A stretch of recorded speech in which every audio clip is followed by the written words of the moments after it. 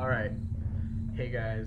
Uh, part four. I had to step away for a little bit because I got really scared. so, here we go.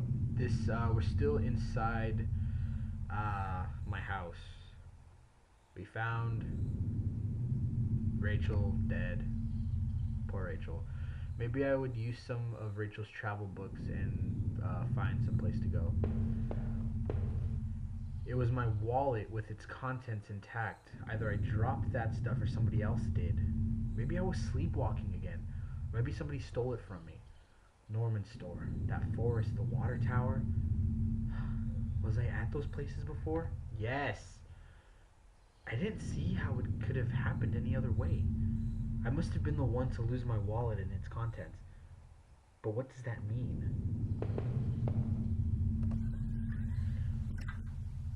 Fuck. This was that old photo that the other man and his wife, I assumed.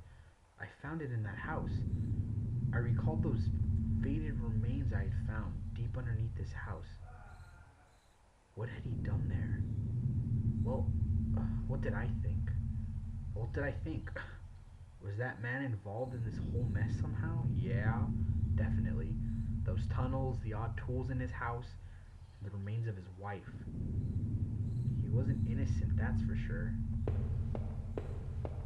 Am I still in my house? Within the few broken pieces that remained of that mirror, I could see my face had grown pale and weak. I couldn't bear to look again.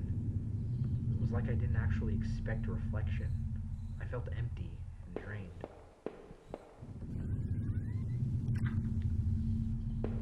Dude, what the fuck? It was the key card I found in the factory, the one that allowed me to slip through that door. It seemed to me that it was probably Norman's, but if that was true, what was he doing back at the plant?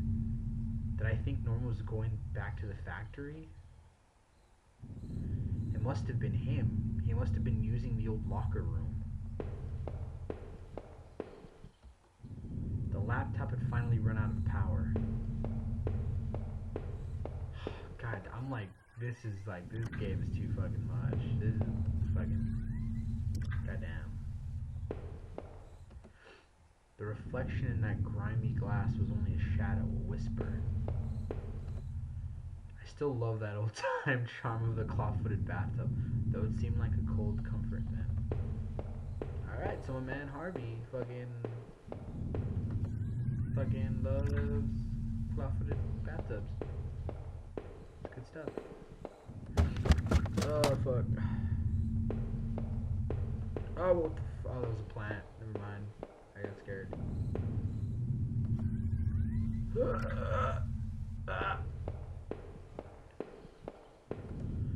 From now on, I'd have no one to get angry with me for stupid things like buying this TV.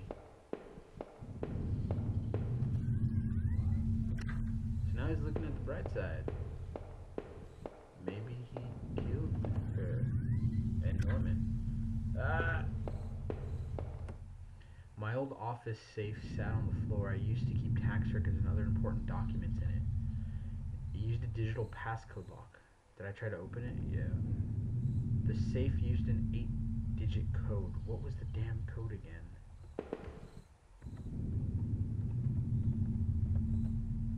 No, that wasn't it. Damn, I couldn't remember. I leafed through the notebook I had taken from the forest. In it were the names that had been written down. Heather, Olivia, Ashley, Cheryl, Iris, Daphne, Holly, Rose, Rachel. Those poor girls, were they victims of the same person who had killed Rachel? I wondered what happened to the other names on that list, or the ones scratched out on the desk in those wet tunnels. Dude, I don't even know anymore. I can't spit. It seemed like I had seen all there was. Maybe I thought I was ready to go back into the basement. I don't know what to think anymore. The mail still sat there, heaped on the floor. How long had Rachel been lying in that basement? I don't know, cause I don't guess I was ready to face the truth now.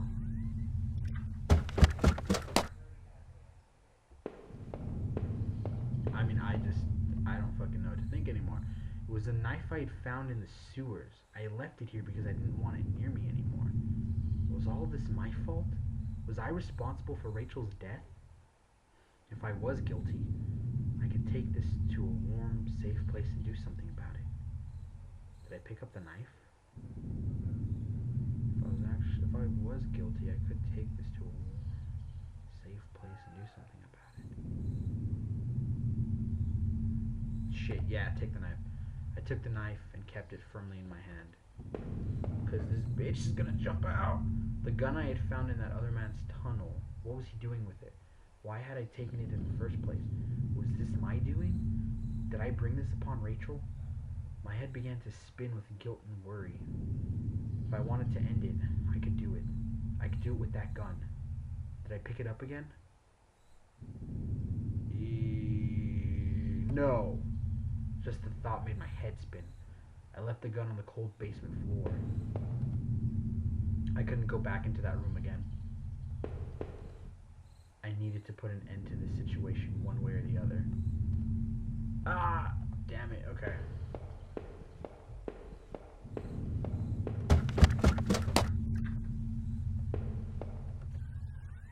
Can I go out?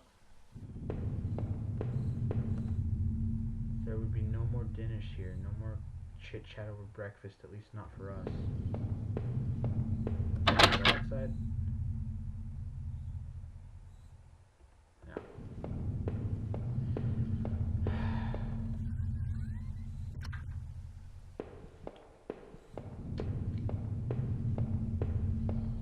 Let me see. That was it. With Rachel gone, I couldn't stand to be in that house a moment longer.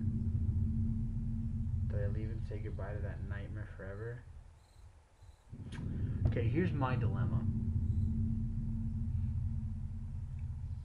I'm wanting to leave, but at the same time,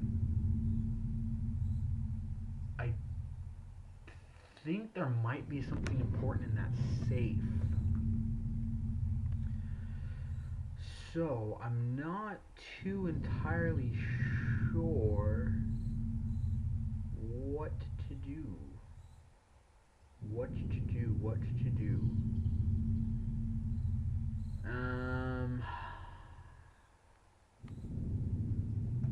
Yeah, I'm gonna leave. I'm gonna go ahead and leave.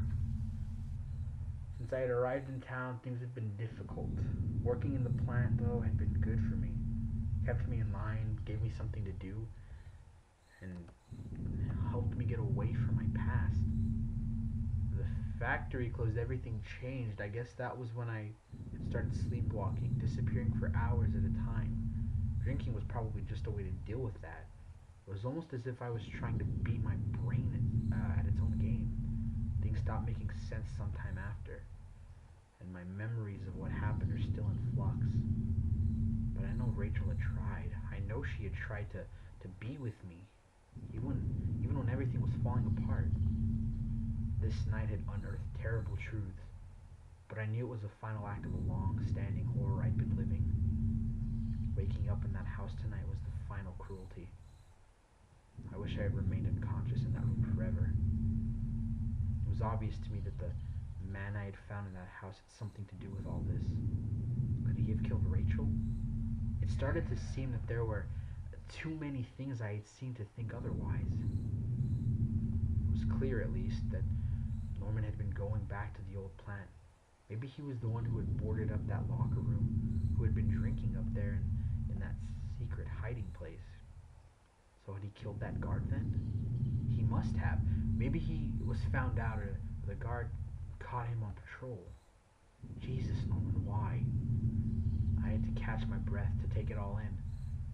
Up until the factory, things had only gotten worse. But then I had seen something even I wouldn't have expected. When I went to Norman's store, that's when my perspective on all this really started to change. Norman was dead, but I had no idea what happened to him. Finding Rachel's things at his store, though, had been the ultimate shock. I would get no answers now, but that didn't stop my head from reeling with questions. as painful as all that was, oh God, I couldn't bear to think about it again. After all I had done and seen, finally coming home was supposed to be the end of this entire ordeal. God help me, though. It was only the beginning. As I swung open the door and stepped out into the air, I caught the scent of wet grass and fog. Rachel, my beautiful wife, just the thought of her again, cold and inert, shook me from head to toe. What would I do now? Who could I turn to? It would only be a matter of time before the police got involved, before the neighbors knew. The front lawn was soft and giving beneath my feet, and I couldn't shake the urge that I shouldn't stand there, rather that I should run. Oh, what? I'm scared.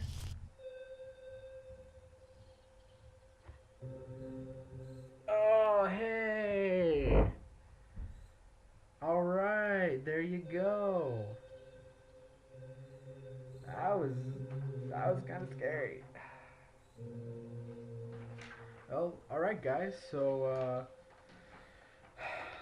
that was Home.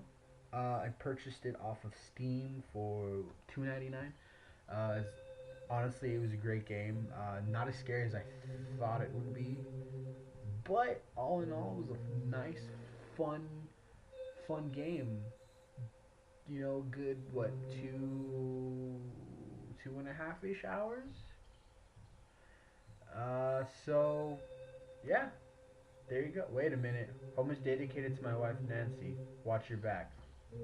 There's nothing behind me. No, nothing behind me. All right, guys. Well, thanks for watching. We'll catch you next time.